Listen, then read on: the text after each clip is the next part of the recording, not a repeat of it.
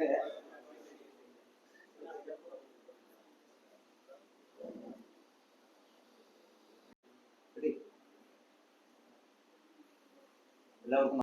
ഇന്നലെ ലോകസഭ പാസാക്കിയ കേന്ദ്ര വകുപ്പ് നിയമ ഭേദഗതി നമ്മുടെ രാജ്യത്തിലെ പട്ടികവർഗ സമൂഹത്തെ സംബന്ധിച്ചിടത്തോളം ഏറ്റവും ചരിത്രപരമായിട്ടുള്ള ഒരു നിയമനിർമ്മാണമാണ്.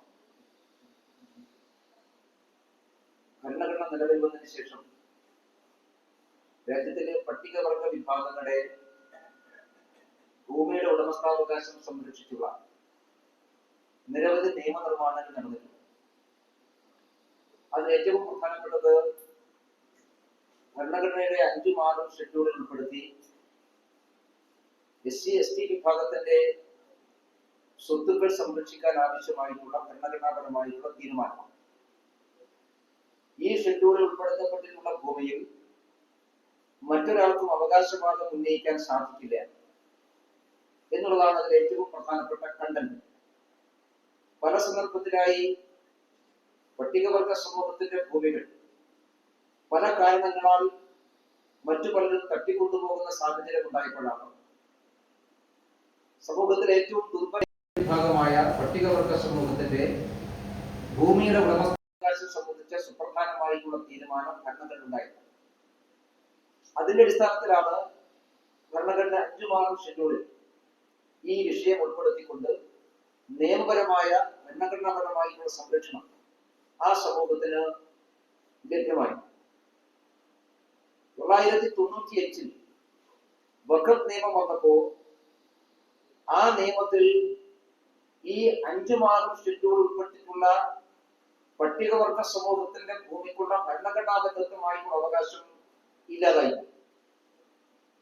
രാജ്യത്തിലെ ഏത് ഭൂമിക്കും അവകാശവാദം ഉന്നയിക്കാൻ വഖഫ് ബോർഡിന് സാധിക്കുമെന്നുള്ള ക്ലോസ് വന്നപ്പോൾ സ്വാഭാവികമായിട്ടും അത് പട്ടികവർഗ സമൂഹത്തിന്റെ സ്വത്തിനും കൂടി ബാധകമായിട്ടുണ്ട്. പലപ്പോഴും രാജ്യത്തിലെ ഈ സമൂഹം ഈ വഖഫ് ബോർഡിന്റെ തീരുമാനത്തിനെതിരായിട്ട് ട്രിബ്യൂണലിനെ സമീപിക്കാനോ അല്ലെങ്കിൽ മറ്റേതെങ്കിലും തരത്തിൽ വ്യവഹാരങ്ങൾ നടത്താനോ ഒന്നും സാധിക്കാത്ത സമൂഹമാണ്. പലപ്പോഴും ഈ വിഷയം അവർ അറിയുക പോലുമില്ല. വഖഫ് നോട്ടീസ് കൊടുത്താൽ ആ നോട്ടീസ് പോലും വേണ്ടത്ര കൈപ്പറ്റാനോ വായിക്കാനോ ഒന്നും അറിയാത്തൊരു സമൂഹമാണ് രാജ്യത്തിലെ പട്ടികവർഗ സമൂഹം. അതുകൊണ്ട് വളരെ എളുപ്പത്തിൽ 95 വഖഫ് നിയമത്തിലൂടെ ഈ രാജ്യത്തിലെ പട്ടികവർഗ സമൂഹത്തിന്റെ നിരവധി ഭൂമികൾ വഖഫ് ബോർഡ് അവരുടെ അവകാശവാദം ഉന്നയിക്കുകയും കൈക്കലാക്കുകയും ചെയ്തിട്ടുള്ള സന്ദർഭം ഉണ്ടായിട്ടുണ്ട്. ഇന്നലെ ലോക്സഭ പാസാക്കിയിട്ടുള്ള പുതിയ നിയമമനുസരിച്ച് പട്ടികവർഗ സമൂഹത്തിന്റെ ഈ അവകാശം അത് ഭരണഘടനാദത്തമായിട്ടുള്ള അവകാശം നിലനിർത്തുകയാണ്. 5 മാർഗം ഷെഡ്യൂളിനകത്ത് പട്ടികവർഗ സമൂഹത്തിന് ലഭ്യമായിട്ടുള്ള അവകാശം അതേപോലെ നിലനിർത്തിക്കൊണ്ടുള്ള ഒരു നിയമമാണ് ഇന്നലെ ലോകസഭ പാസാക്കിയിട്ടുള്ളത്. ഇന്ന് രാജ്യസഭ അത് പാസാക്കാൻ വേണ്ടി പോകുന്നു.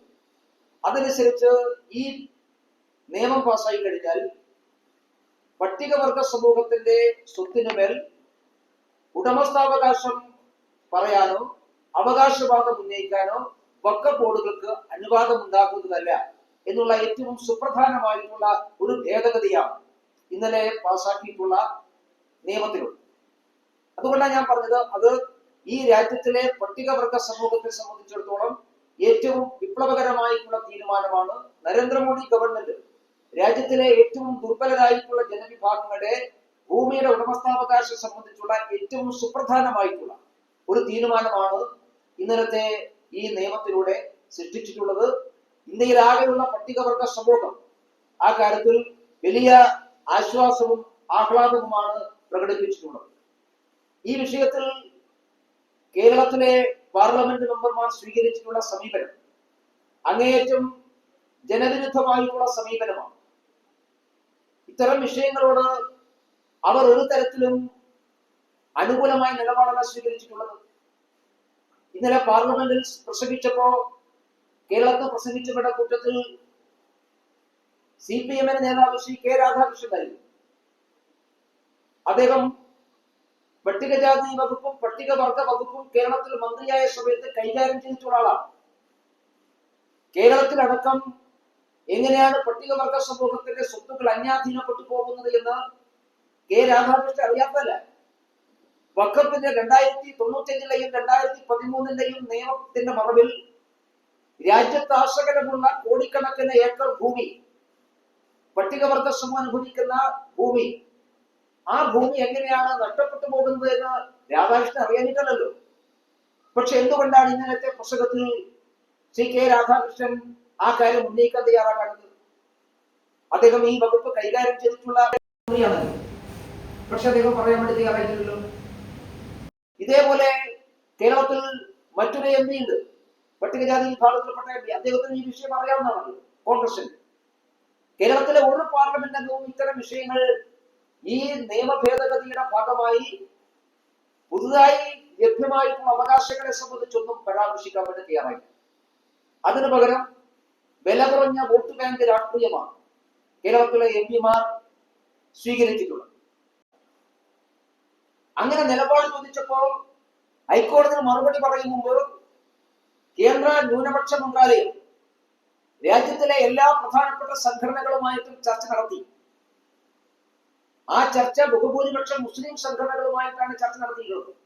2023-ലാണ് ഈ ചർച്ചകൾക്ക് കേന്ദ്ര ഗവൺമെന്റ്, രണ്ടാം നരേന്ദ്രമോദി ഗവൺമെന്റ്, ഈ ഗവൺമെന്റ് കഴിഞ്ഞ ഗവൺമെന്റ് 2023-ൽ ഹൈക്കോടതിയിൽ മറുപടി കൊടുക്കുന്നതിന് മുമ്പായിട്ടാണ് ഇന്ത്യയിലെ മുസ്ലിം സംഘടനകളോടും വ്യത്യസ്ത മനുഷ്യാവകാശ സംഘടനകളോടും ഒക്കെ നരേന്ദ്രമോദി ഗവൺമെന്റ് അന്നത്തെ ന്യൂനപക്ഷ മന്ത്രാലയം ചർച്ചകൾ ആരംഭിച്ചത്.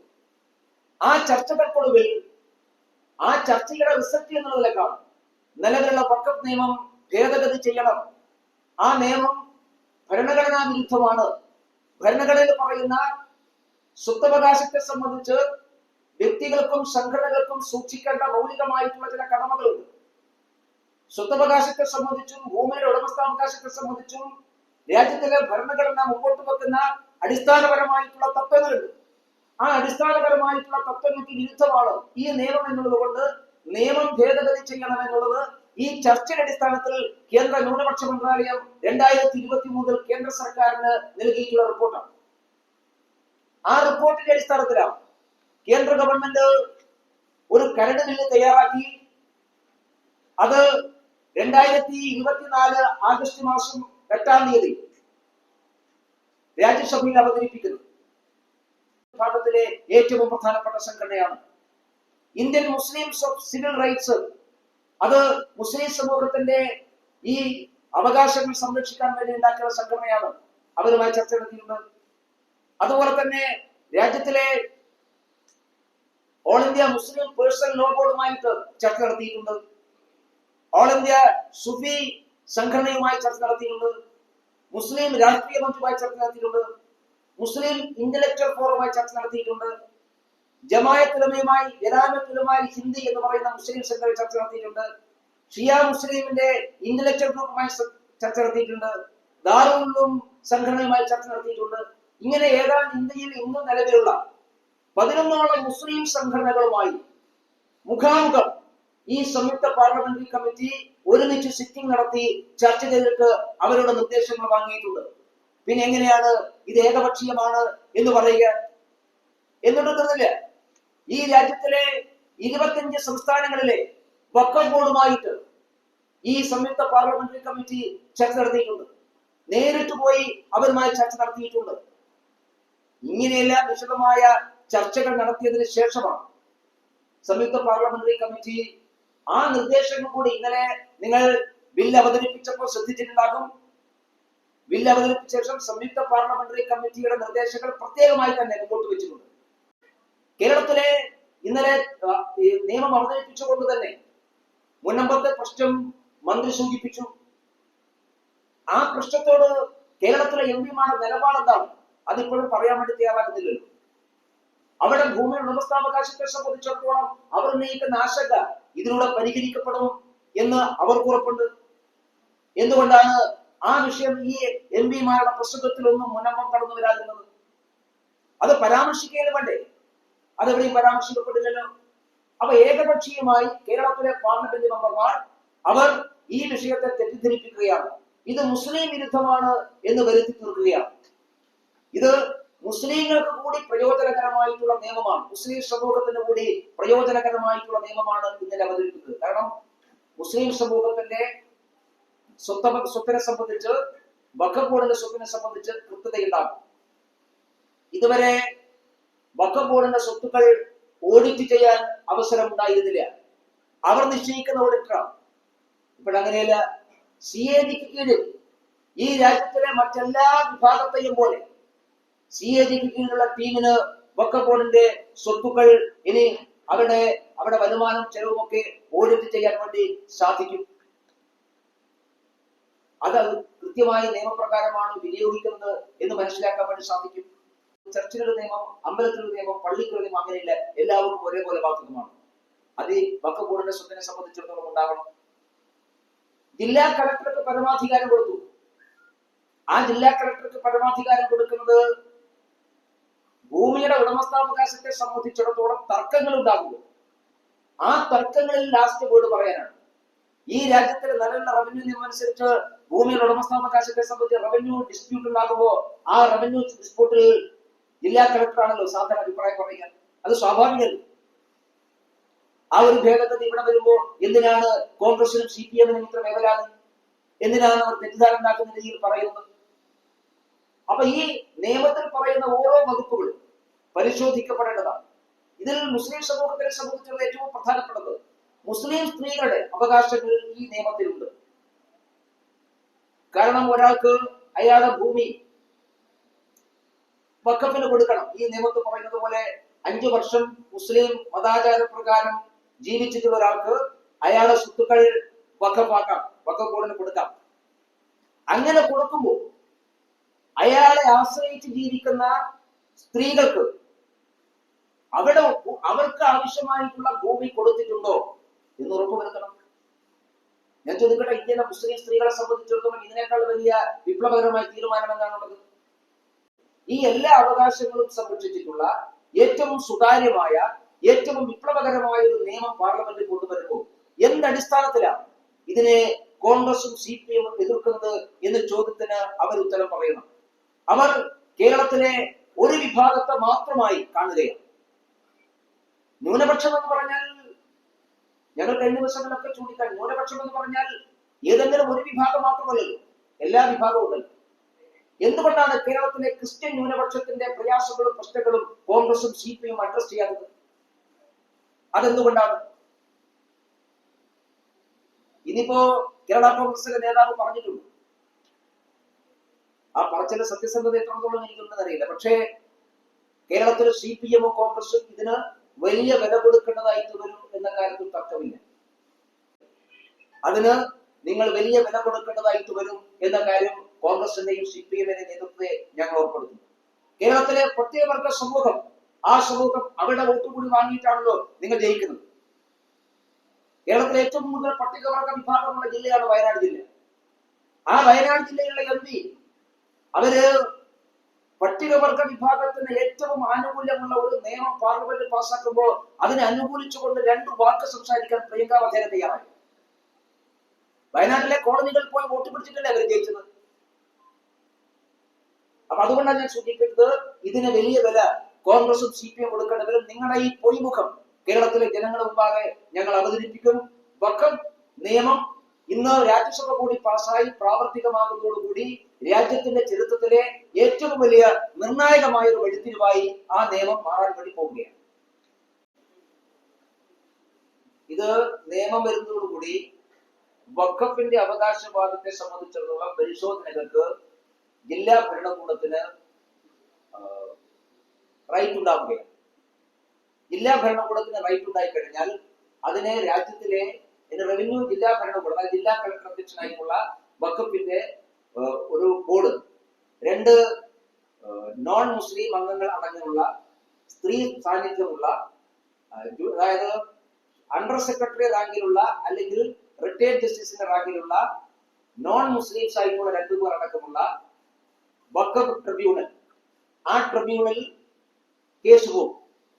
ആ ട്രിബ്യൂണൽ കേസ് കഴിഞ്ഞ ശേഷം ജില്ലാ കളക്ടർക്ക് ഈ കേരളത്തിൽ നിലവിലുള്ള റവന്യൂ നിയമം അനുസരിച്ച് മുനമ്പത്തെ ഭൂമി പരിശോധിക്കാം. പരിശോധിച്ച ശേഷം കലക്ടർ ഈ ട്രിബ്യൂണൽ റിപ്പോർട്ട് ചെയ്യണം. അതിനടിസ്ഥാനത്തിൽ ട്രിബ്യൂണൽ തീരുമാനം എതിരാണെങ്കിൽ പോലും മുനമ്പത്തെ ആളുകൾക്ക് ഹൈക്കോടതിയിൽ പോകാം. കോൺഗ്രസിന്റെ അംഗങ്ങൾ ഉന്നയിച്ചിട്ടുള്ള ഒരു ചോദ്യത്തിന് മറുപടിയായിട്ട് പറഞ്ഞിട്ടുള്ളതാണ്. അതായത് ഏതോ കാലത്ത് മക്കം ചെയ്യപ്പെട്ട എല്ലാ സ്വത്തുക്കളും ഈ നിയമത്തിന് തിരിച്ചു പിടിക്കാൻ വേണ്ടി പോവുകയാണ് എന്ന് പറഞ്ഞപ്പോൾ അമിത്ഷാ പറഞ്ഞതാണ്. അങ്ങനെയല്ല,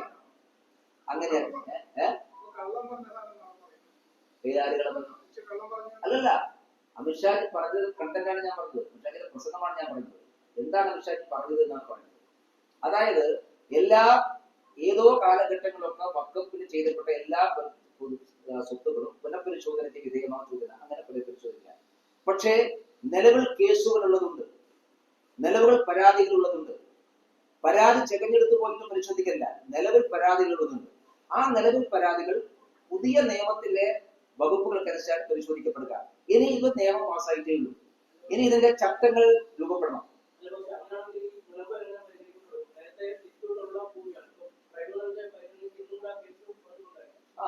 അവർക്ക് കോടതി പോകാൻ ഇപ്പൊ കോടതി പോകാൻ ആയിട്ടില്ലല്ലോ സാർ. ഹൈക്കോടതി കേസ് ഞങ്ങൾക്ക് എടുക്കാൻ പറ്റില്ല എന്നല്ലേ പറഞ്ഞത്. മുനമ്പത്തെ ആളുകളുടെ പ്രശ്നം എന്താണ്? മുനമ്പത്തെ ആളുകളുടെ പ്രധാനപ്പെട്ട പ്രശ്നം അവർക്ക് ഒരു കോടതിയിലും പോകാൻ സാധിക്കുന്നില്ല. അവരുടെ കയ്യിൽ രേഖയുണ്ട്, അവർ വാങ്ങിച്ച ഭൂമിക്ക് അവർക്ക് രേഖയുണ്ട്. ആ രേഖയുമായിട്ട് ഹൈക്കോടതിയിൽ പോകുമ്പോൾ ഹൈക്കോടതി പറയുന്നത് ഞങ്ങൾക്ക് ഇത് പരിശോധിക്കാൻ കഴിയില്ല. കാരണം എന്താ, ഇവിടെ 2013 നിയമം എടുക്കണം, 95 2013 നിയമം എടുക്കണം, ഞങ്ങൾക്ക് ഇത് ബാധിക്കില്ല. ഇനി ഹൈക്കോടതിക്ക് അത് പറയാൻ സാധിക്കില്ല, നിയമം മാറ്റി. ഇനി രാജ്യത്തിലെ ഹൈക്കോടതികൾക്ക്, അതായത് ട്രിബ്യൂണലിന്റെ തീരുമാനം എതിരാണെങ്കിൽ രാജ്യത്തിലെ ഏത് ഹൈക്കോടതിയിലും ഈ പരാതിക്കാർക്ക് പോകാം. അങ്ങനെ പോകുമ്പോൾ സാധാരണ ഒരു ഭൂമിയുടെ അവസ്ഥാവകാശം സിവിൽ കോടതി എങ്ങനെയാണോ കേൾക്കുക, അതേപോലെ ഹൈക്കോടതി കേൾക്കും. ഡോക്യുമെന്ററി പോകുന്നതിനാണ് പ്രശ്നത്തിന് പരിഹാരം ഉണ്ടാക്കാനല്ലേ. പരിഹാരം ഉണ്ടാക്കാൻ വേണ്ടി സാധിക്കും. പരിഹാരം ഉണ്ടാക്കാൻ നിരവധി നിയമമനുസരിച്ച് സാധിക്കും. അതാണല്ലോ പറഞ്ഞത് മന്ത്രി. മുനമ്പത്തിന്റെ കാര്യം തന്നെ പറഞ്ഞല്ലോ, വെറുതെ ഓടിച്ചു പറയരുത്. ഈ പുതിയ നിയമം അനുസരിച്ച് മുനമ്പം ഉൾപ്പെടെയുള്ള പ്രശ്നങ്ങൾക്ക്, അതായത് കൈവശം വെച്ചുകൊണ്ടിരിക്കുന്ന ഭൂമിയിൽ ഉടമസ്ഥാവകാശം പറഞ്ഞു കഴിഞ്ഞാൽ ആ പ്രശ്നങ്ങൾക്ക് പരിഹാരം ഉണ്ടാക്കാൻ വേണ്ടി സാധിക്കും. അത് വളരെ രേഖകൾ ഉണ്ടെങ്കിൽ അവർ ചെയ്യാത്ത കുറ്റത്തിന് ശിക്ഷിക്കപ്പെടുകയില്ല. അത് പരിശോധിക്കപ്പെടും. അത് പരിഹരിക്കാൻ സാധിക്കും. ആ കാര്യത്തിൽ ഞാൻ പറഞ്ഞത് ഏറ്റവും ആശങ്കപ്പെടേണ്ടത് മുൻപത്തെ ആളുകൾക്കാണല്ലോ. അവർക്ക് ഏതായാലും ആശങ്കയില്ല, അവരെ ഹാപ്പിയാണ്. അവർക്ക് ഈ കാര്യത്തെ കുറിച്ച് നല്ല ധാരണ. സ്വത്തിനെ സംബന്ധിച്ച് തർക്കമുണ്ടായ ആരാധന പറഞ്ഞു ദേവസ്വം ബോർഡിന്റെ പ്രതിബന്ധം ഇത് അല്ലല്ല. ഇത് മുസ്ലിം സമൂഹത്തിന്റെ വഖഫ് ബോർഡിന്റെ മെമ്പർ പറഞ്ഞാൽ മുസ്ലിം സമൂഹത്തിന്റെ ഏതെങ്കിലും മതപരമായിട്ടുള്ള കാര്യങ്ങളുള്ളതല്ല. അവിടെ ഏതെങ്കിലും സ്ഥാപനത്തിന്റെ നടത്തിപ്പുമായി ബന്ധപ്പെട്ടുള്ളതല്ല. ഇത് സ്വത്ത് തർക്കവുമായി ബന്ധപ്പെട്ട കാര്യത്തിൽ മാത്രമാണ് എന്ന് അണ്ടർലൈനിൽ പറഞ്ഞിട്ടുണ്ട്. കാരണം എന്തുകൊണ്ടാണെന്ന് പറഞ്ഞാൽ ഈ രാജ്യത്ത് വഖഫുമായിട്ട് കേസ് നടത്തും മഹാഭൂരിപക്ഷവും നോൺ മുസ്ലിം വ്യക്തികളും സംഘടനകളുമാണ്. അപ്പൊ സ്വാഭാവികമായിട്ടും അതിനെ സംബന്ധിച്ച് തീർപ്പ് കൽപ്പിക്കുന്നത് കൂടി നോൺ മുസ്ലിങ്ങളായിട്ടുള്ള ആളുകൾ ഉണ്ടാവണം. അത് ആരെങ്കിലും ഉണ്ടാവുക എന്നുള്ളതല്ല. അത് കൃത്യമായി പറഞ്ഞിട്ടുണ്ട്. ഒരു അണ്ടർ സെക്രട്ടറി റാങ്കിലുള്ള ഉദ്യോഗസ്ഥനോ അല്ലെങ്കിൽ ജുഡീഷ്യൽ പദവിയുള്ള ഏതെങ്കിലും ഉദ്യോഗസ്ഥനോ ആവണം. അത് ഇന്ന മതക്കാരെന്ന് പറഞ്ഞാൽ നോൺ മുസ്ലിങ്ങളായിട്ടുള്ള ആരെങ്കിലും ഉണ്ടാവണം. അത് ഈ വ്യവഹാര തർക്കവുമായി മാത്രം ബന്ധപ്പെട്ടുകൊണ്ടുള്ള കാര്യത്തിലാണ്.